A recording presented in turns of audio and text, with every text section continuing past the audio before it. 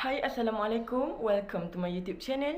Hari ini saya akan tunjukkan cara bagaimana untuk menjadikan paku biasa kepada magnet.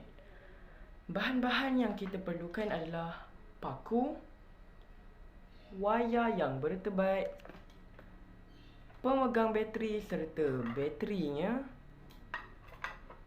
chopstick, pita, pisau dan jarum. Langkah yang pertama adalah potong bahagian hujung wayar dengan pisau ya. Kedua-dua bahagian. Dan kemudian pusing dia untuk bagi dia tak berselerak.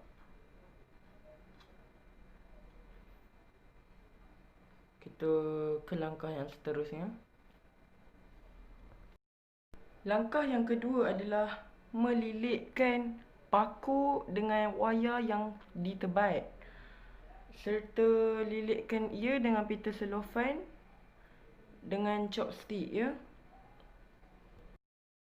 Kemudian kita sambungkan hujung wayar penebat ini dengan wayar yang ada di pemegang bateri.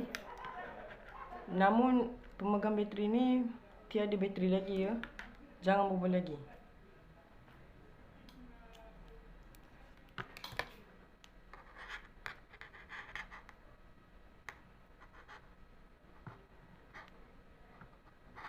Sama juga dengan yang tadi, kita buat macam tadi juga.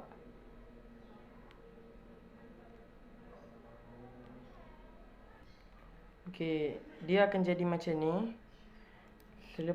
Kita akan bubuh bateri. Selepas kita bubuh je bateri kat sini. Sekejap ya, saya bubuh dulu bateri.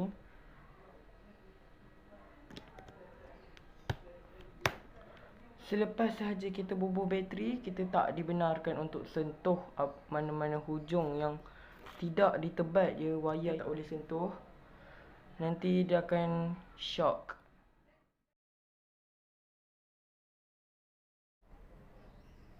Tu, tengok tu. Jadi sebab saya tak tahu kenapa saya punya boleh sikit je. Mungkin sebab lilitan dia ke.